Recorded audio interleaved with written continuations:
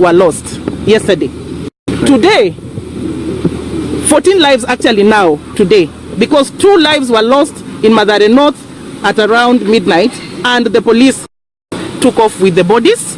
Now 11 plus the last one that was lost. Now we are doing 14 plus 18 in less than 24 hours. In my opinion, that is genocide. That is genocide. That is completely unacceptable. And I want to challenge. I want to challenge the church in Kenya. I want to challenge religious leaders who keep quiet until things have gone to the extreme. Then they make grand trips to State House and other places. Then they come and call some sort of press conferences calling for peace and calm. How comes they do not address those who are killing innocent Kenyans? No peace without justice. And our constitution even states, if somebody is suspected of being a criminal or whatever, how comes they have never been arrested? There is no criminal. These were Kenyans who woke up early, either to go to church or to go to the market to look for, to seek ways of feeding their families, and innocently, without any provocation at all. There were no demonstrations at 5 in the morning in Babadogo. There was nothing happening. These were innocent Wananchi, and they have been killed. And when we went to mourn, even in the presence of a figure like His Excellency Raila, a figure respected internationally, we were tear gassed. They threw tear gas in his presence.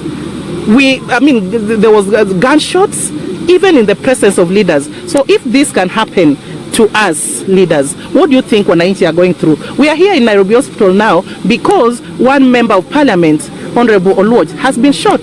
I was with him on top of his vehicle,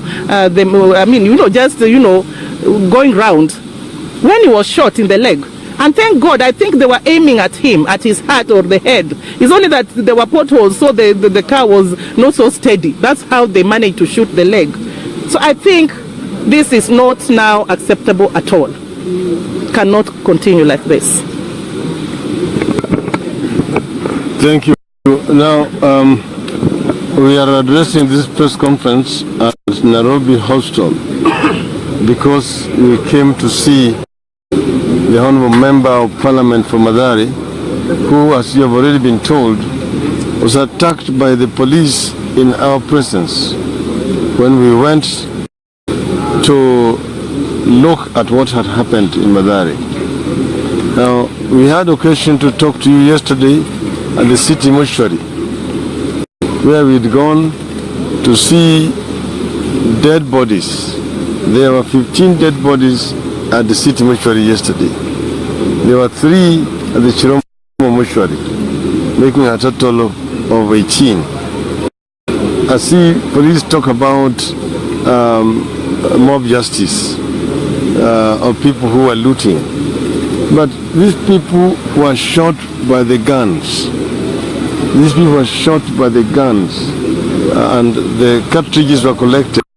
Basically the work of the Kenyan police. What has happened today must also have been planned. It's a work of careful planning and targeting particular people. We have particular communities who are being targeted here. I think we have said so many times that as Kenyans we must respect the rights of each and every Kenyan community. 44 of them live here not by permission of any other, not by invitation of any community. So there must be some kind of respect and tolerance.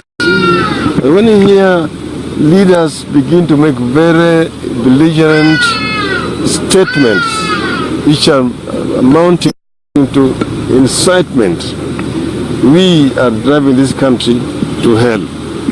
We are driving this country to hell. I think leaders must be responsible. Leaders must act responsibly and stop incitement.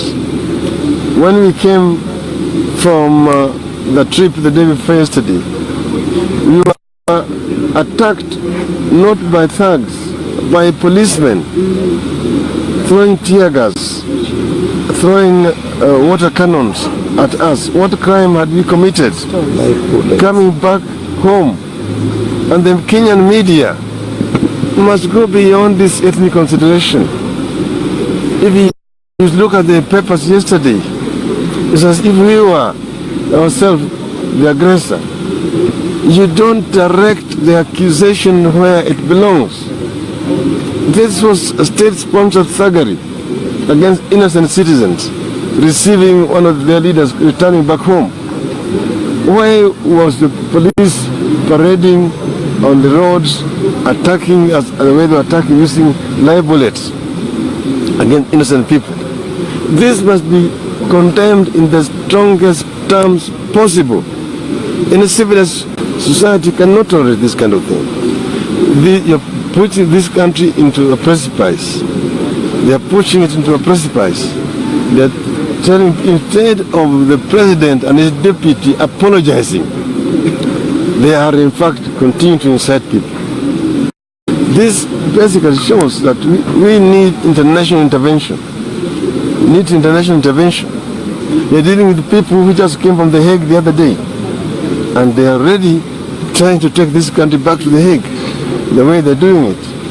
The international community must intervene at this stage and help to move this country from precipice. Otherwise, there's going to be turmoil in our country.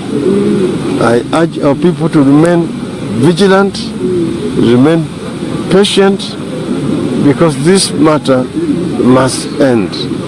This matter must end. And those who are killing by the guns, as the Bible says, those who kill by the sword will die by the sword. So this is the time for the voices of reason to speak. The members of the church, the leadership of the church need to speak now. We are shocked to see the church silenced, trying to equate wrong and right. There can never be an equality between wrong and right. So you must point the accusation where it rightly belongs, the leaders of the church. When churches are quiet, we remember Henry Okulu. We remember Bishop Muge. We remember Bishop Gitari. Those who were able to stand up and speak on behalf of their flock. This is the time. But as politicians, we want to say here and say, NASA is not cowed. NASA will not be intimidated. NASA will not be pushed to surrender. NASA will stand firm with the people of Kenya to ensure that justice is ultimately obtained. We must look beyond tomorrow as Kenyans. Life is not going to end tomorrow. It will begin and it will continue until justice is received. We must have electoral justice in Kenya. So the time when elections are rigged must end. And it is ending in the year 2017. Thank you.